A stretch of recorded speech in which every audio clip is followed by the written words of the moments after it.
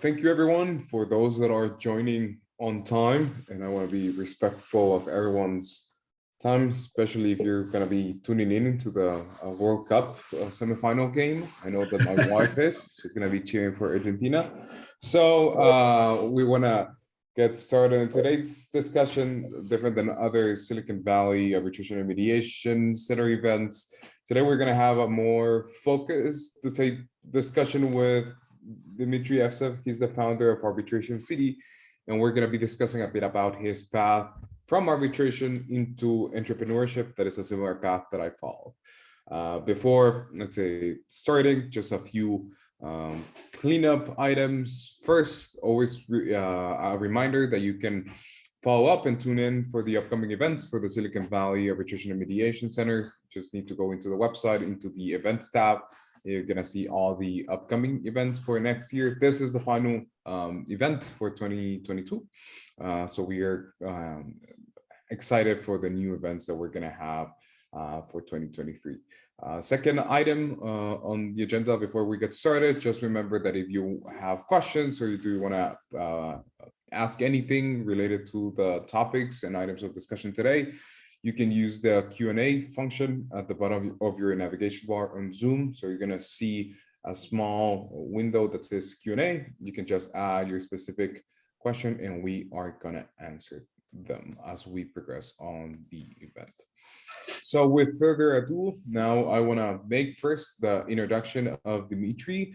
Dmitry is a lawyer who graduated from Harvard Law School in 2001 and spent the last 2 decades acting as arbitration counsel in investment treaty and commercial disputes for governments and international companies.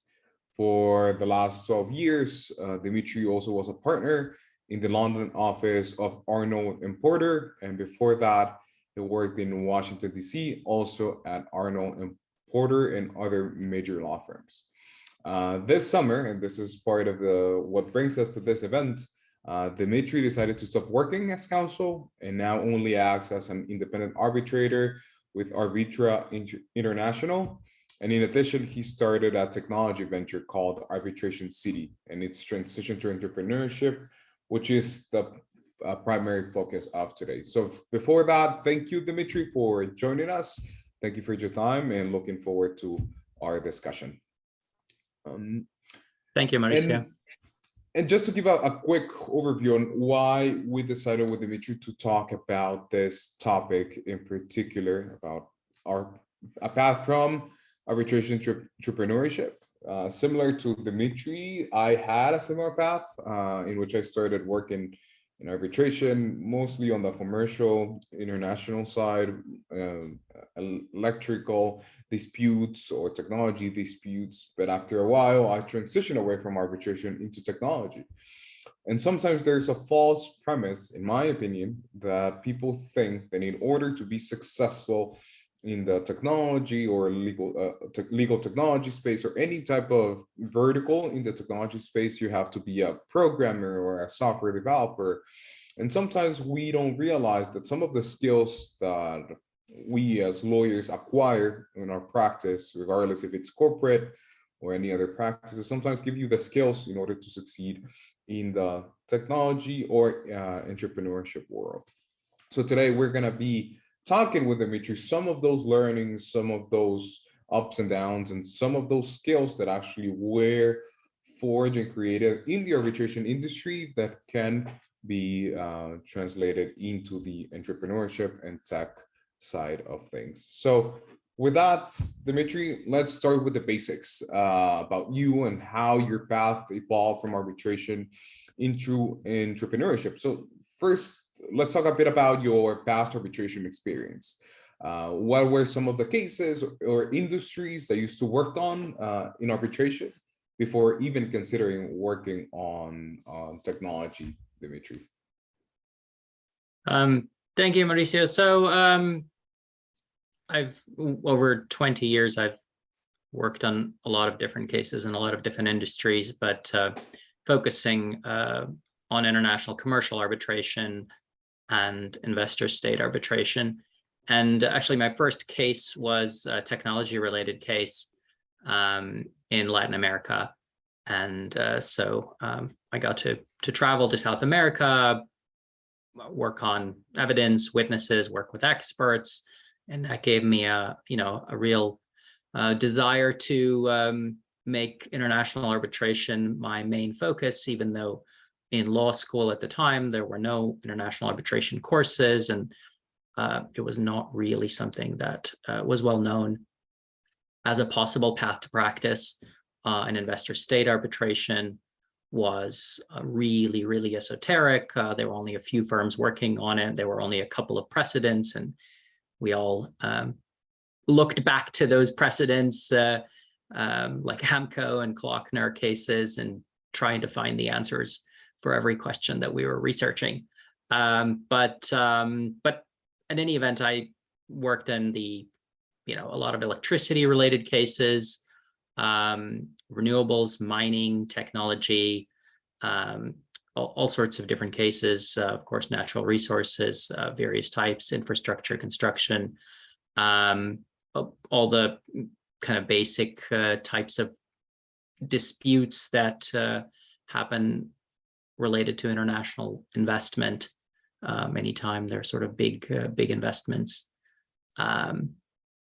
the cross borders, they give rise to disputes. So the practice doesn't really focus on any particular subset or industry, but I've essentially gone from the lowest level of working as a junior associate reviewing documents to senior associate to partner to lead counsel in many of these cases. So I think I've gotten and I worked also in Europe as well as in the US. So I think I've gotten a good overview of all the different types of arbitration practice and all the different types of that's practiced at major law firms anyway.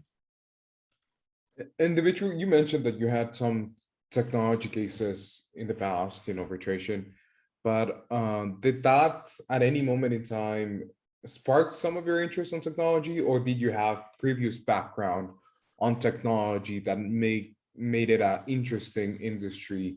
And now, let's say, looking back into your growth as a professional, would you say, oh, it was because of the cases of technology, or do you had other experiences around technology besides your arbitration cases that started to spark that interest in technology and the entrepreneurship side of things?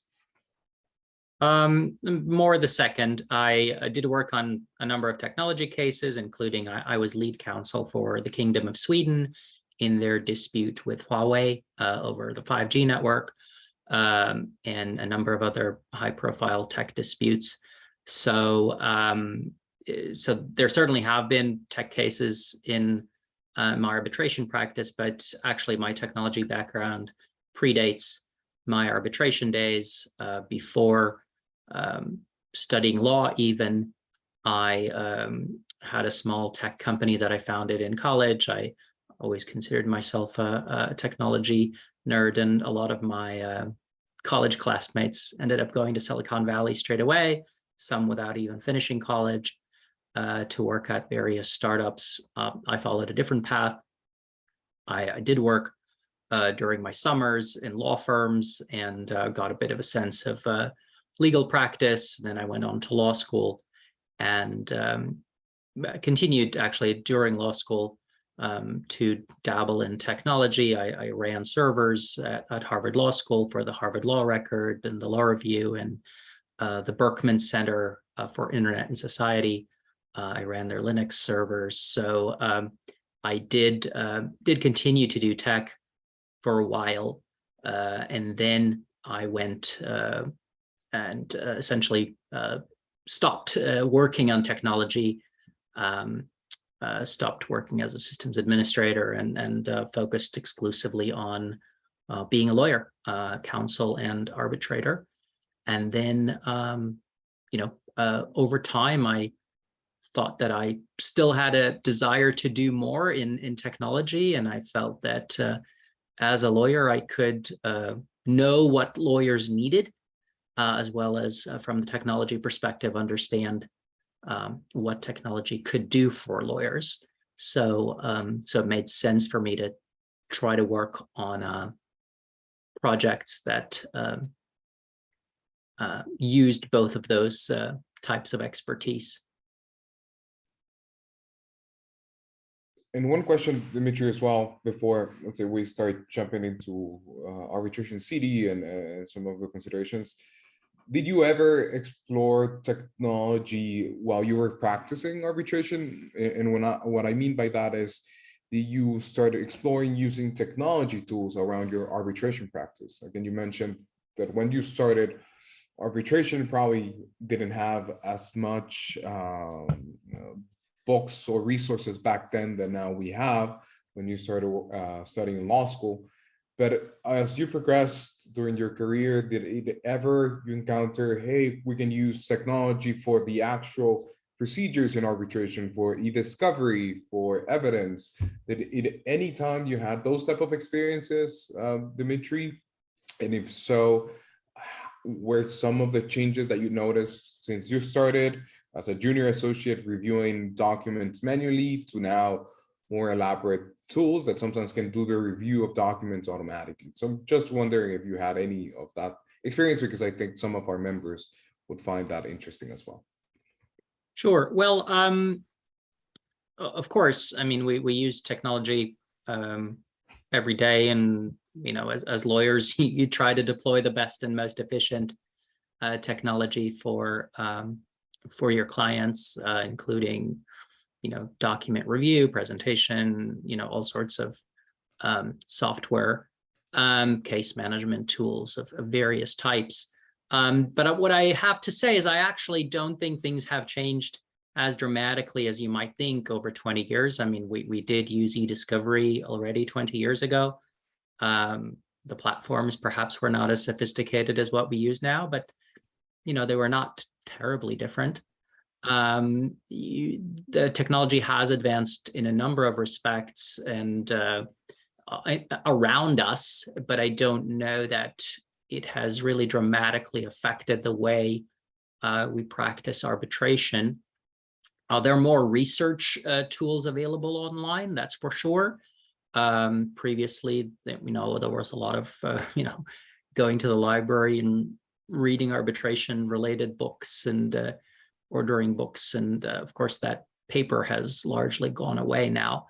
But otherwise, you know, we still use Microsoft Word.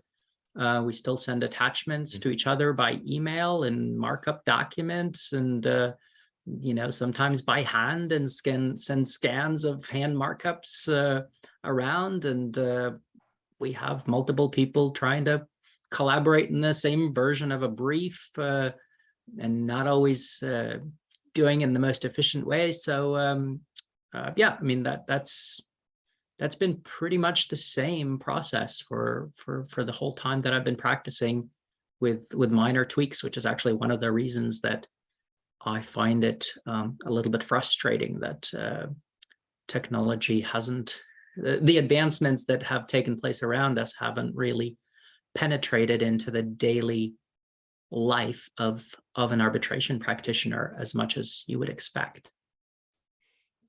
Thank you for that, Dimitri. And now, let's say, I do sense that there was some frustration that technology was not permeating in the arbitration industry. So now let's talk about what were some of the considerations behind you making a leap from becoming a successful arbitration practitioner with an experience of over 20 years, becoming a partner, to saying, you know what, I'm willing to take a step back and make a jump into a completely different venture, that is the technology space, and in some aspects becoming an entrepreneur on your own, right? What were some of the considerations besides maybe the frustration that technology was not really impacting some of the arbitration industry as we expected, Dimitri?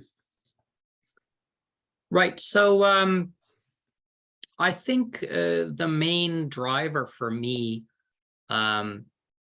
was really to try myself in a different sphere, and to try to work on some projects and ideas that I would never get a chance to work on as a partner in a law firm, because there are always cases, there are always deadlines, there are always, essentially a large team of lawyers working on a multitude of cases. And even though I've loved that environment and working with the team, Arnold Porter in particular, I also felt that it was something that I could do for another 20 years, but in a way it would be similar to what I've done in the past, and I wanted to really try something else and see if I could be useful to to deploy my knowledge and my skills and my interests in a different sphere. That's really what it amounts to. And one of the things, Dimitri, that I experienced in my own particular situation, and again, probably didn't happen to you, but there was a lot of pushback and criticism from colleagues in the industry saying, hey, why you decided to do this? You were in a path of working successful cases on arbitration. Now you sacrifice everything for nothing, at least from their perspective. Did you ever receive that same type of pushback or even criticism from your colleagues? Or in contrast to my specific example, you received support and really good, helpful advice as you were transitioning into a new undiscovered industry, Dimitri? So I think people have been mostly quite supportive and understood what I was doing and why. I would say not everyone, and particularly sometimes in the older generation where it was more traditional to have just one career and one path that you follow your entire life. I think these days, particularly younger generations of folks, it's completely normal and accepted to say, well, I actually don't want to have just one career my entire life. I want to try 2 or 3 or 4 different things in life. So I think there is a bit of a generational divide here that I sort of straddle and, perhaps sympathize more with the younger generation's perspective on, on life and careers. In a way, my path is not so untraditional, and there are lots of arbitration practitioners who leave to start their own arbitration boutiques, or who go off to become an independent arbitrator after having served as counsel for a while, which is what I'm doing. But of course, I also have this tech venture, which I am pursuing. And now I have the space and the ability to pursue. I don't feel that I'm doing something particularly brave. I have been practicing for 20 years. I'm not, in a position of a young professional who has to worry about establishing a name for themselves or a reputation. And, also, I don't think I'm doing something especially risky. I have classmates who have left law firms to go to, Sudan or Afghanistan to do humanitarian work. And, I think that's really brave and amazing. I'm not in that league or category of people. I think what I'm doing is really a continuation of what I have been doing, but from a very different angle. No, thank you for that, Dimitri. Now let's say jump into what it's interesting to all today, and it's talk a bit about Arbitration City. Arbitration City, for those that know, it's a new and up-and-coming social platform for arbitration practitioners.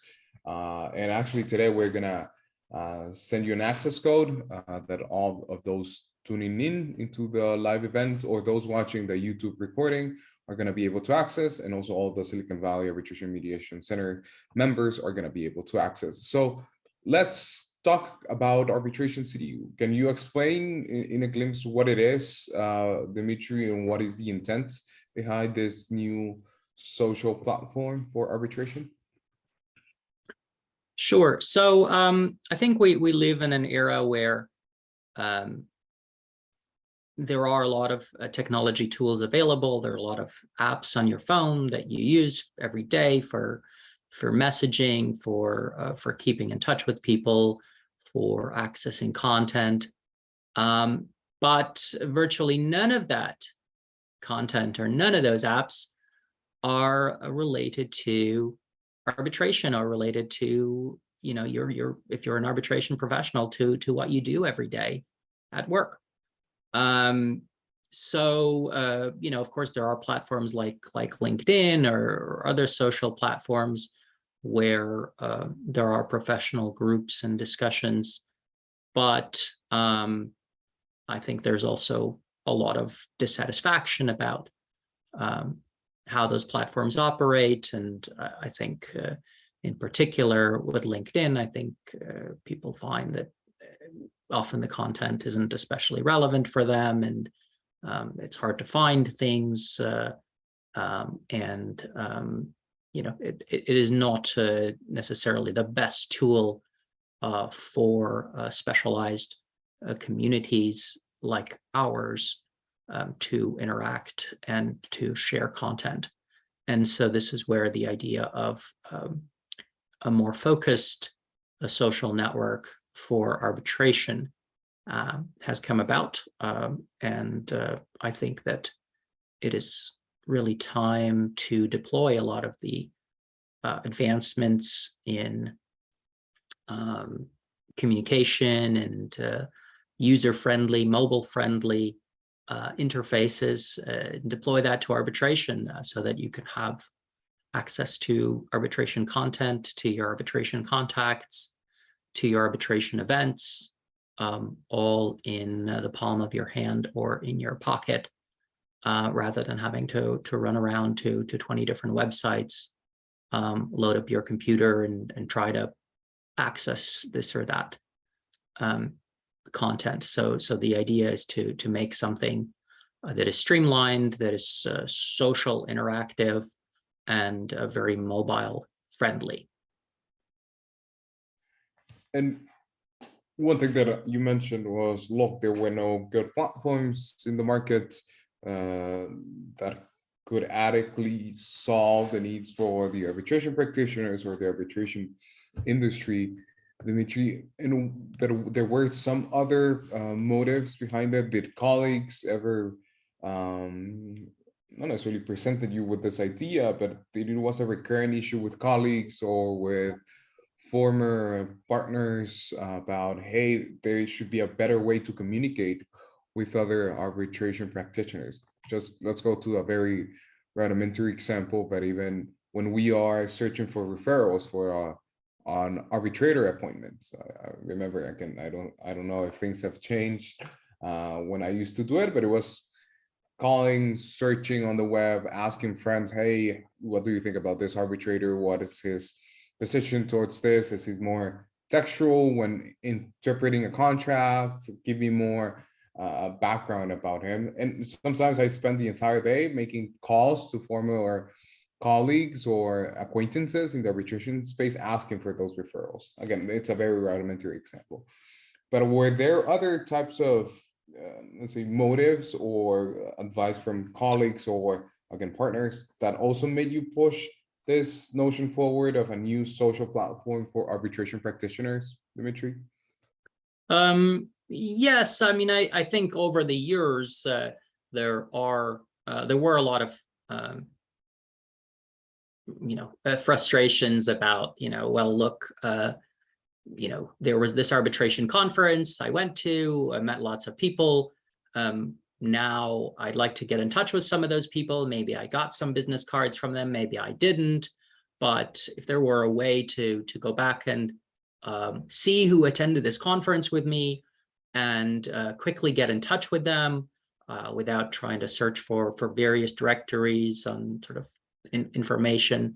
If there were a simple way to see or search for not just cases, but secondary materials like presentations or reference materials on a particular topic, when preparing a presentation or doing research, that sort of thing, looking at what events are happening in your area or online on your particular topic. None of that is easy right now. And certainly that's one of the things that our platform, if it's successful, will try to solve for people. But overall, I think the idea of Arbitration City as a company is to try to bring tech innovation to lawyers and arbitration practitioners and dispute resolution practitioners generally, more broadly, not just the social networking aspect of it. It is meant to be broad, but social networking is, I think, a good area to start because it's understandable. It gets people interested, I think, more so than some drier topics like cybersecurity and telling people that they shouldn't be sending emails through unencrypted attachments, and people will nod their head, but they won't necessarily jump to download a more secure app for communication.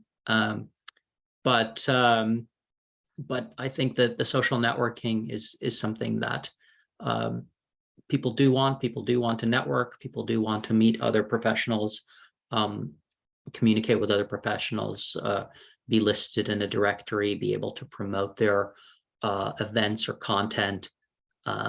So I think that gets people excited, and if it gets people excited, then I think it's a good area for development and focus.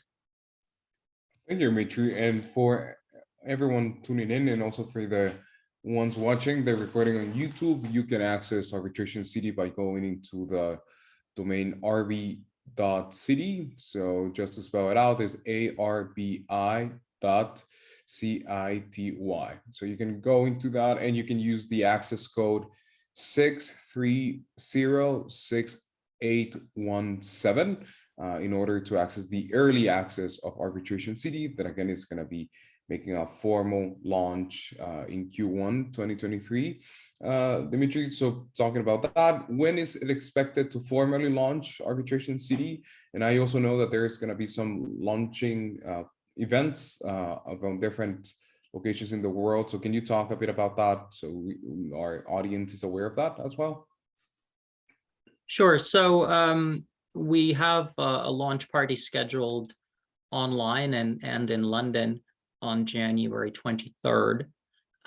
Even before that, it is possible to access our platform with an invitation code to get early access and see what it's like right now.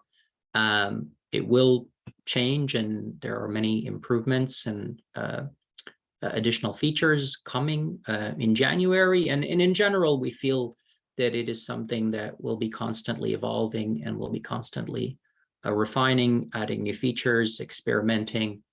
What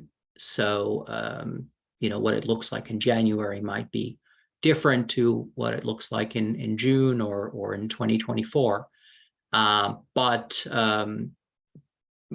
I think early next year, we're going to start promoting it more heavily and trying to attract a critical mass of users. I think we're hoping that by mid-2023, we have a good base of users that makes the platform effective and self-sustaining. And I think once we do reach this critical mass and have supporting organizations on board that want to bring their own members and have their own groups and discussions on the platform, then I think we can see that it takes on a life of its own. And I think then it will be a matter of managing it and improving it, rather than telling people that it exists, which I think is the stage that we're in right now. And now going, Dimitri, you mentioned Arbitration City is, let's say, focused on being a broader movement, not only a social platform, but let's say right now we do have a technology product that you have developed. And this is a question that I often get, and how hard was it to actually execute this project? Because you might have the idea, but one of the things that I have learned, especially in the technology space, we always have in our mind bright ideas and perfect ideas, but it actually comes to execution, delivering it, and see how users respond to it. So was it hard to executing the project? And if let's say, what were some of the technical team that you needed to create in order to develop and execute this idea, Dimitri? So I think, of course, there are lots of challenges, and part of the reason I embarked on this is I was looking for a new challenge, and I think this certainly is quite a challenging thing to start a new tech company. I'm not a Silicon Valley serial entrepreneur who has launching their 10th company, and I'm not even part of the Silicon Valley tech crowd or startup crowd. So coming at it from the outside, certainly there are a lot of things you learn. There's a huge learning curve at the beginning. What I have found is that you don't need to be these days building software from scratch. You don't need to be a coder, which I'm not. What I think it takes is being able to understand which existing products have the most potential and how they can be customized, adapted, used together to deliver solutions that your users want and need. And I think it's very easy to get carried away with this great technology, saying, oh, look, we have this tool and it can do all of this, and we have this tool and it can do all of that.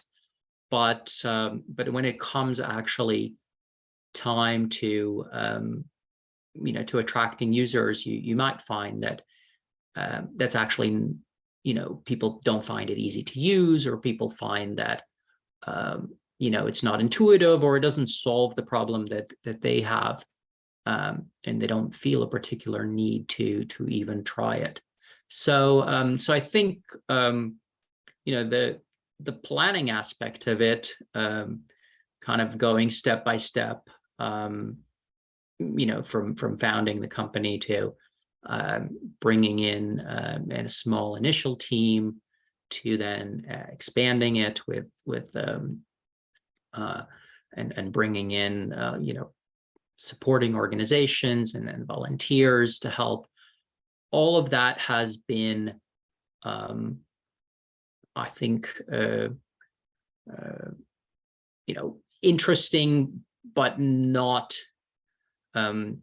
It's time consuming often, but not the biggest challenge. I think the biggest challenge really is always with the users and the customer, and figuring out what they want and how to attract them, because anyone, it's very easy, I think, for people who are into tech to be in their own head and to say, oh, look, this is a great platform that I would use, and I think everybody should use it. But you can't build a platform for yourself, because then you'll be the only one using it.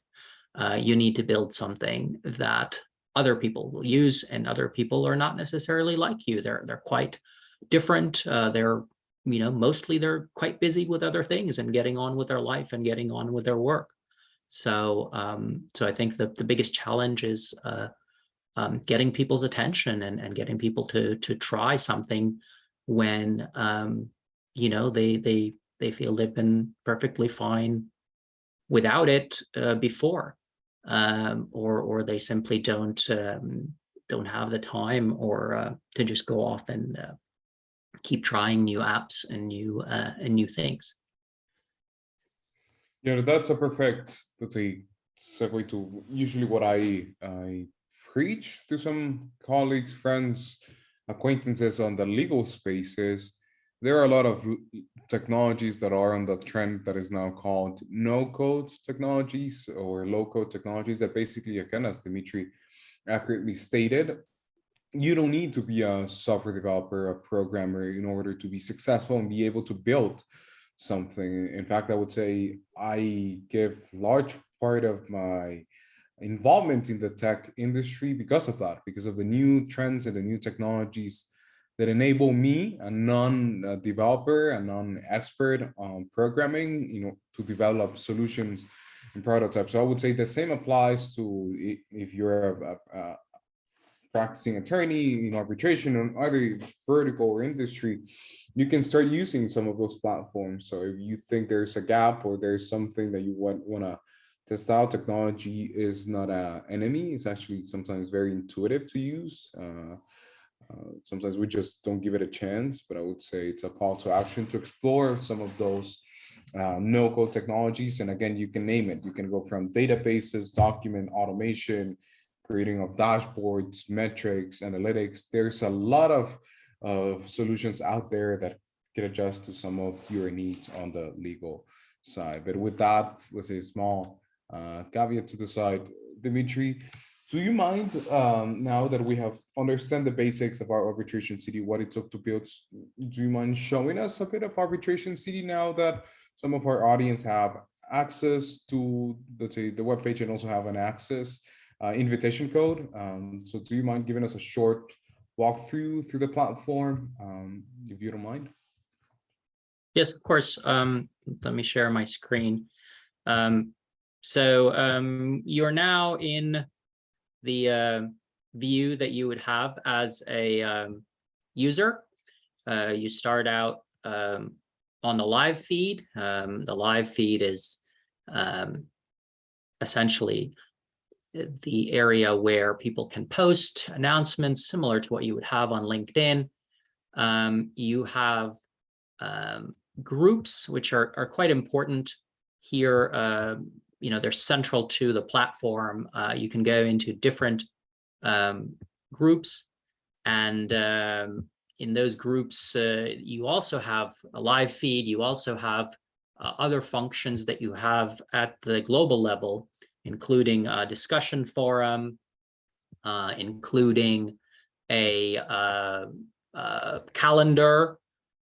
We have a global calendar with arbitration events that you can view in a regular kind of calendar type format. You can view them events in a list format.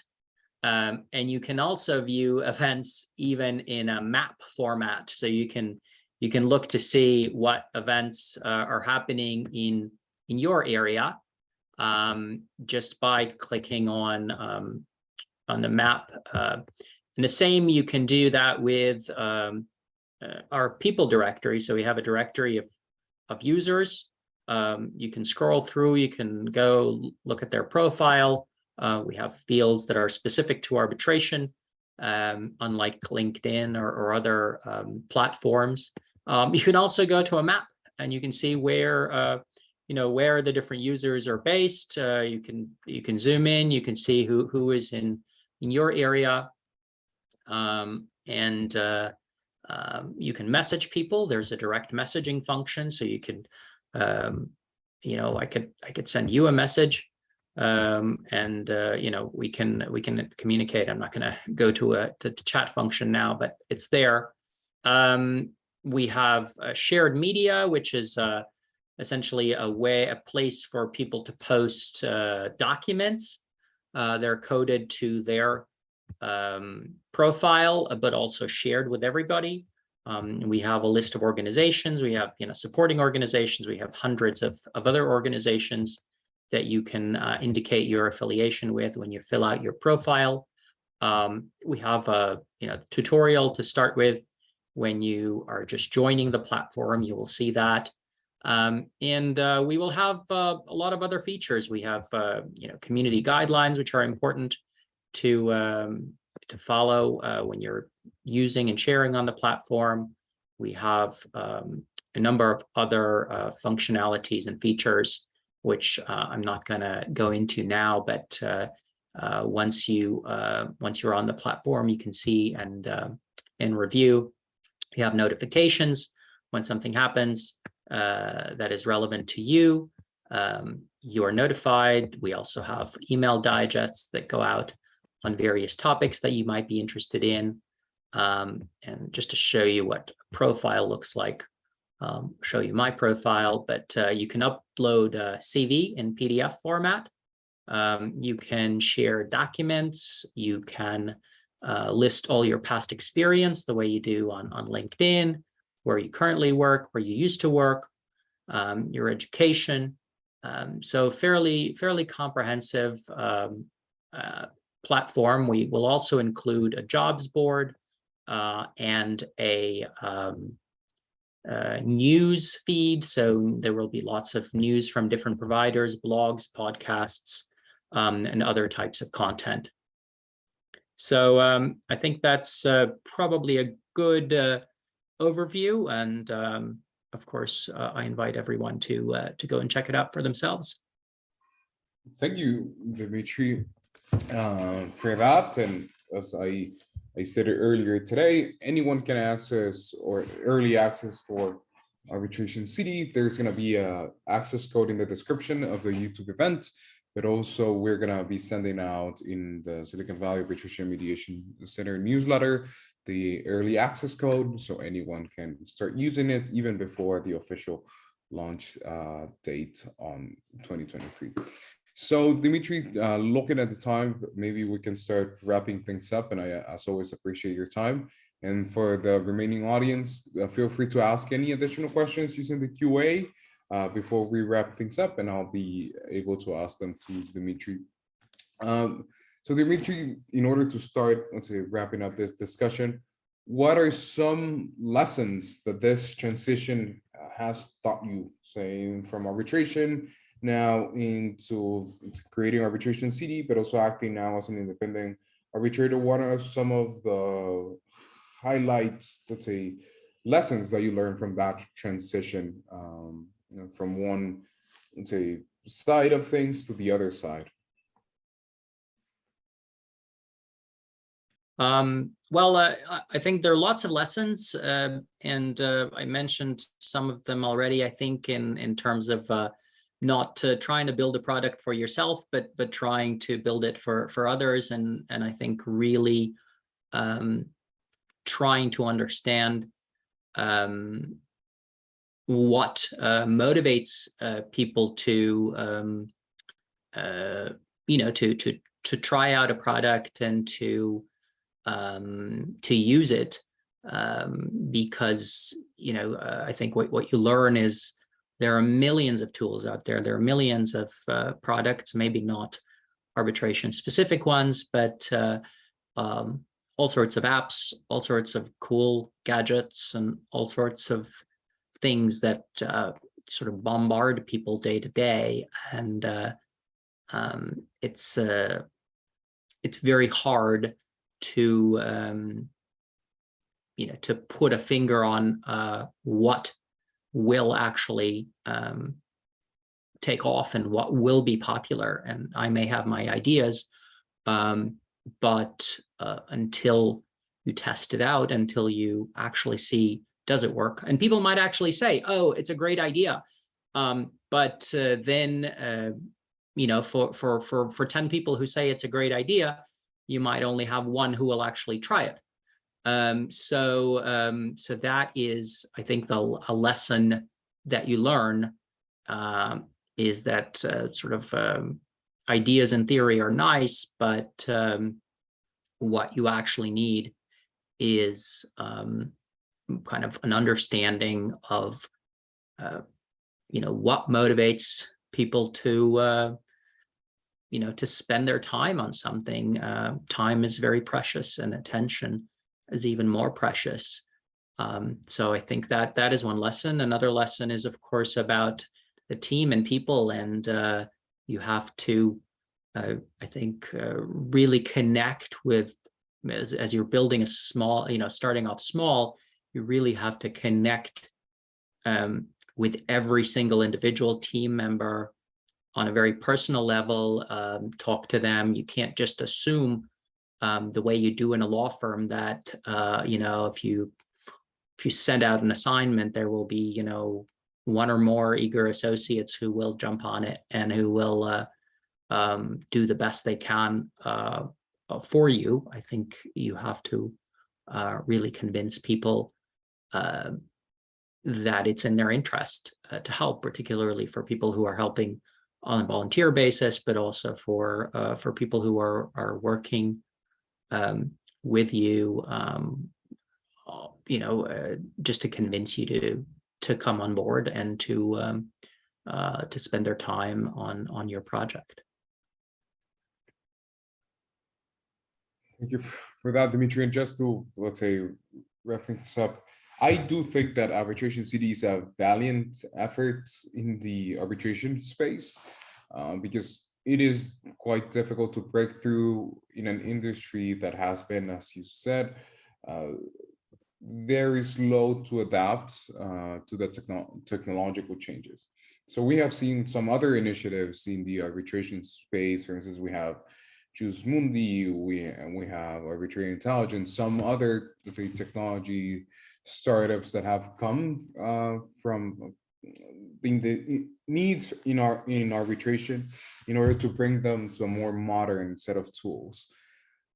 And to wrap things on this specific issue, what are some, let's say, your call to action, or what would it be, that advice that you would give arbitration practitioners to, hey, start exploring technology and even start building your own solutions, that sometimes it might be very late for technology to adapt to the arbitration space, but you can actually build it on your own? What would be that call to action, or any let's say lessons that you would give some partner, an associate, or even a junior associate that is just starting out, that is interested in building capabilities that are not currently in the market? Well, I would say, actually, I wouldn't be as eager to tell people to go off and start their own companies and to start building something, because I don't think it's for everybody, and I think it's something that takes 100% focus, at least for a period of time. And I don't think you can really do it as while working in a firm, or while having another kind of full-time occupation. And again, most people are not in a position of being able to devote a considerable amount of time to something. But I think if you start by scratching an itch that you have, and figure out how you can deploy tools that already exist to make your life easier, and solve a particular problem that you have, you might find that there is a market for that. Or you might not. You might just make your own life easier and save time for yourself and your colleagues, and gain a reputation as somebody within your firm who is clever at using technology and super efficient with their tasks as a result.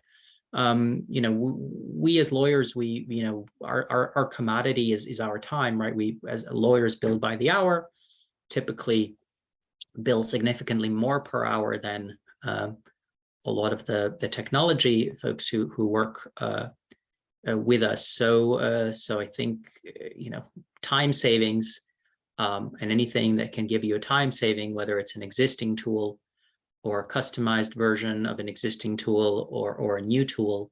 I think all of that is helpful, but the focus really has to be, I think, on you and making your own life and your colleagues' life easier, rather than just, creating something from scratch, which I would not recommend. Yeah, thank you for that, Dimitri. And again, I don't see any questions from the audience, so I'll take it that there are no additional questions from my end. I just a few final considerations is one, as Dimitri has accurately stated, there's a big gap of having an idea to actually executing it and actually testing it with users. So whenever we're talking about technology or technology for the arbitration space or legal technology solutions in general, always be aware that your solution has to be centered around your users. We can have a perfect idea in our minds, but that's a very subjective appreciation. But it's when you go out into the market, test it with users, that you are gonna get that objective feedback. And the second thing is, as always, from the Silicon Valley Arbitration Mediation Center, we always try to push forward the arbitration industry and also call to action to use technology, explore technology, and how we can use it to leverage arbitration. So without that, again, the final thing to consider is Arbitration City is available for early access.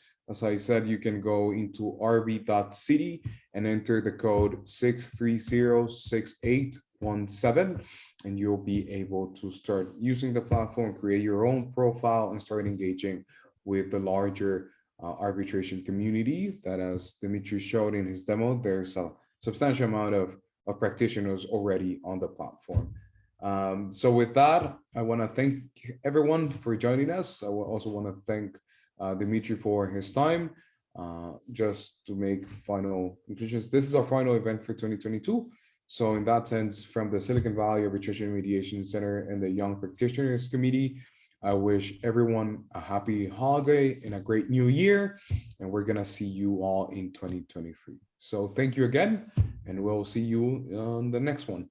Thank you, Dimitri. Thank you. Happy holidays. Take care.